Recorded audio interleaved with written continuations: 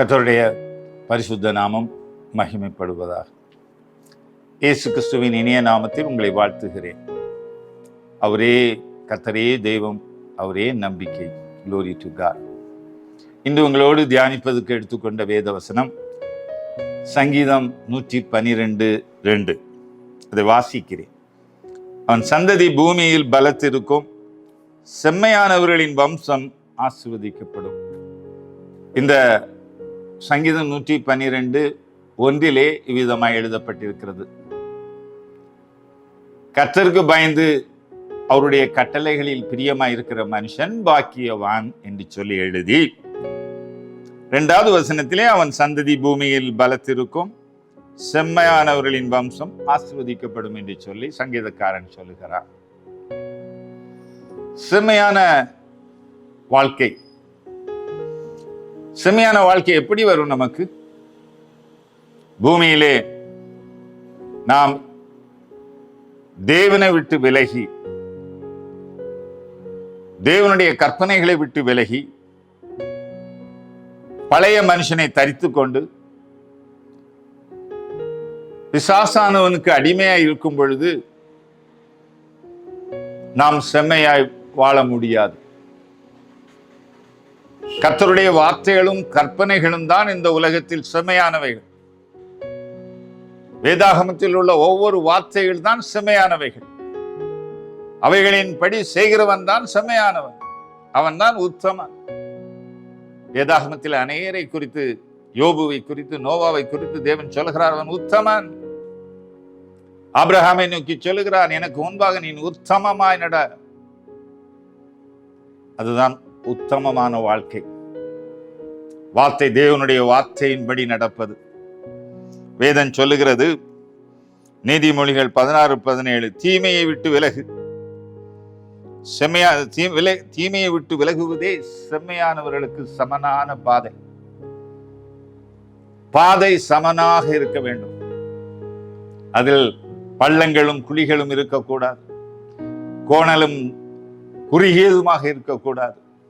அழகிய பாதை, அது செம்மையான பாதையாய் இருக்க வேண்டும் என்று சொன்னால், நம்முடைய வாழ்க்கை செம்மையான வழியிலே நடக்க வேண்டும் என்று சொன்னால், சமனான பூமி பாதையிலே நடக்க வேண்டும் என்று சொன்னால், தீமையை விட்டு விலகி செம்மையாய் வாழ்வதுதான்.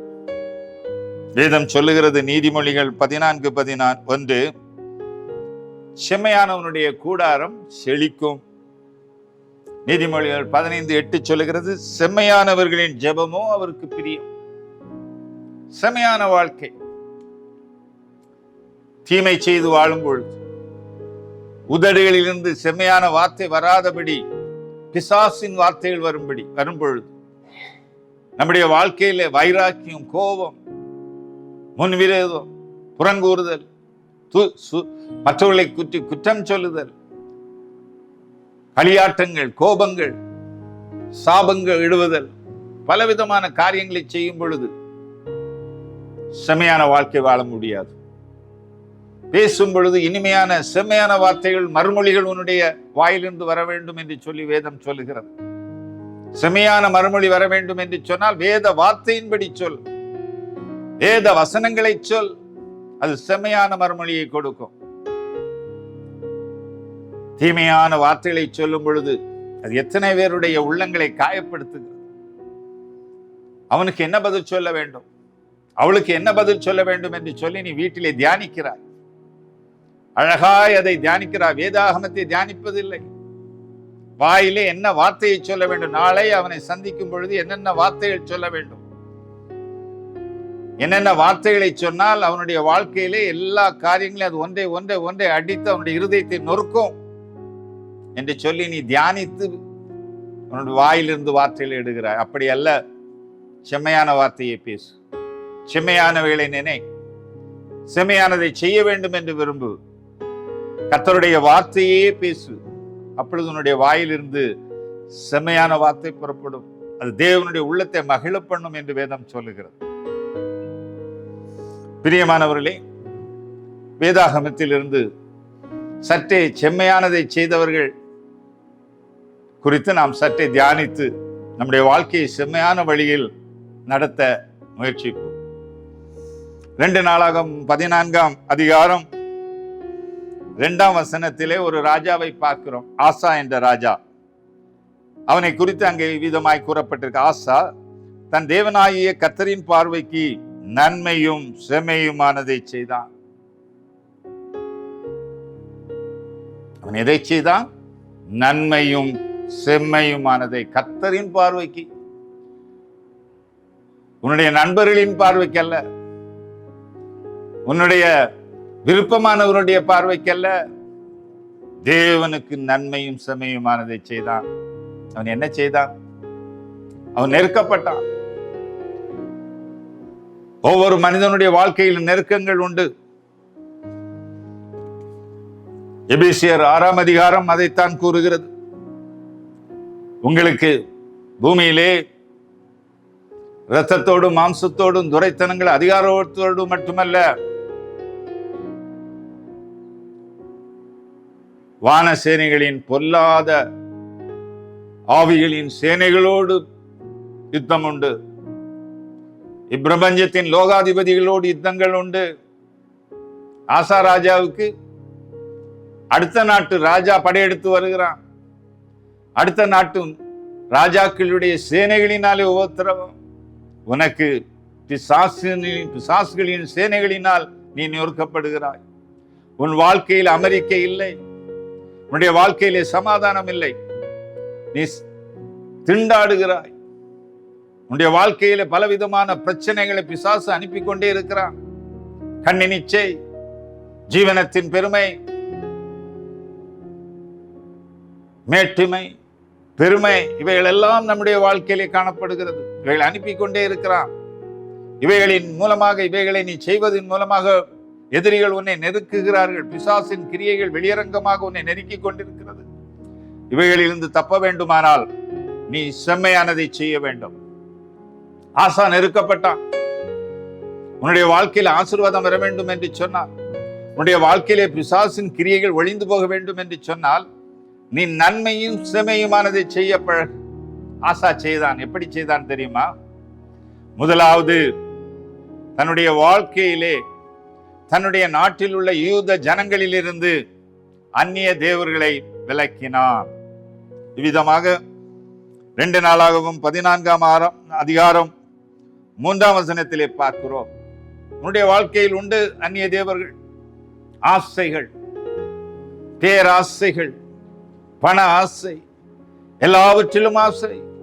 எதை பார்த்தாலும் அது எனக்கு வேண்டும், எதை பார்த்தாலும் நான் அனுபவிக்க வேண்டும், எதை பார்த்தாலும் அதை நான் வாங்க வேண்டும். அது மட்டுமல்ல, பெருமை, மேட்டுமை, அகங்காரம், இவை அனைத்தும் உன்னை அடிமைப்படுத்துகிற அந்நிய தேவர்கள். கண்ணின் இச்சை, இச்சைகளினால் தவிக்கிறாய், அதை கட்டுப்படுத்த முடியவில்லை உன்னால். காரணம் என்னவென்றால், இச்சைகளை உண்டு பண்ணுகிற ஆவி உன்னை நெருக்கி ஏவுகிறது. இவைகளிலிருந்து விடுதலை அடைய வேண்டும் என்று எண்ணுகிறாய். உன்னால் விடுதலை பெற முடியவில்லை. ஒரே ஒரு நம்பிக்கை, அவர்தான் சிலுவையிலே தன்னுடைய இரத்தத்தை சிந்தி நம்மை மீட்டுக் கொள்ளும்படி இந்த உலகத்திற்கு வந்த இயேசுவை நம்பினால் மட்டுமே, அவரை நம்பி அவர் மேல் நம்பிக்கையா இருந்தால் மட்டுமே விடுதலை உண்டு. அவருக்கு முன்பாக நன்மையும் செம்மையுமானதை செய்ய பழகு. அவன் செய்தான். அந்நிய தேவர்களை விலக்கினான். இரண்டாவதாக, தன்னுடைய முற்பிதாக்களின் தேவனை தேடினான். அதை யூத ஜனங்கள் தேடும்படி செய்தான். நீ உன்னுடைய பிள்ளைகளுக்கு கற்றுக் கொடுக்கிறாயா? வீட்டிலே உன் முற்பிதாக்கள் செய்த அற்புதங்களையும் அதிசயங்களையும் சொல்லிக் கொடுக்கிறாயா?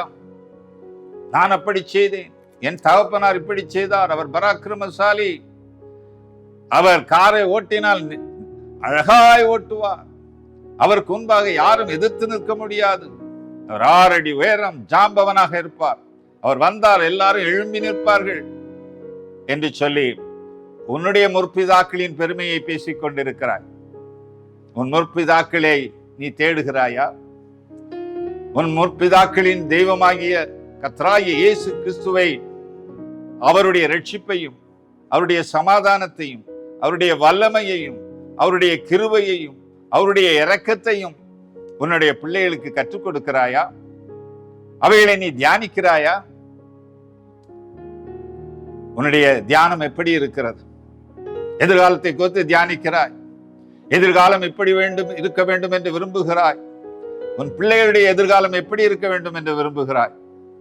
அது செல்வ செருக்கினால் நிறைந்திருக்க வேண்டும் என்று விரும்புகிறாயா? தேவனுக்கு முன்பாக நன்மையும் செம்மையும் செய்கிற ஒரு வாழ்க்கை, தீமையை விட்டு விலகி செம்மையான சமனான பாதையில் செல்ல வேண்டும், அந்த வாழ்க்கை வேண்டும் என்று விரும்புகிறாயா? சிந்தித்துப்பார். ஆசா தான் நெருக்கப்பட்ட நாளிலே அவன் ஜனங்களுக்கு பிதாக்களை தேடும்படி கூறினான். அவன் மறுபடியும் தேவனை தேடும்படியும் மட்டுமல்ல, அவர்கள் நியாய பிரமாணத்தின்படியும் கற்பனைகளின்படியும் செய்யும்படி கற்பித்துக் கொடுத்தான். நாம் இன்று சிந்தித்து பார்ப்போம். நம்ம எவ்வளவு காரியங்களை நமக்கு பிள்ளைக்கு கற்றுக் கொடுக்கிறோம். ஜெபிக்க கற்றுக் கொடுக்கிறோமா? வேதத்தை படித்து அதை தியானிக்க கற்றுக் கொடுக்கிறோமா? ஒரு பரிசுத்த வாழ்க்கை வாழ்வதின் பலன் என்ன என்று சொல்லிக் கொடுக்கிறோமா? சொல்லுவதில்லை.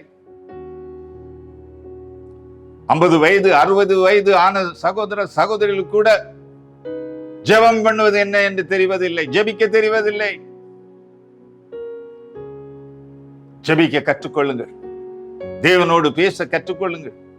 தேவனை தியானிக்க கற்றுக்கொள்ளுங்கள். தேவனை தேட கற்றுக்கொள்ளுங்கள். தேவனுடைய கற்பனைகளை தேடி வாசியுங்கள். என்னென்ன கட்டளைகள் சொல்லப்பட்டிருக்கிறது என்பதை கவனித்து பாருங்கள். சத்தியத்தின்படி நடவுங்கள். அப்பொழுது தேவன் உங்களுடைய வாழ்க்கையிலே சமாதானத்தை தருவார். அமெரிக்க வாழ்க்கை இருக்கும். இரண்டாவதாக வேதாகமத்தில் யோசபாத் என்ற ஒரு ராஜாவை பார்க்கிறோம். 2 நாளாகம் 20ஆம் அதிகாரம் முழுவதையும் படித்து பார்ப்பீர்களானால், 21ஆம் அதிகாரத்தை படித்து பார்ப்பீர்களானால், யோசபாத் முழுவதும் படித்து பாருங்கள். அவனும் நெருக்கப்படுகிறான். யுத்தம்.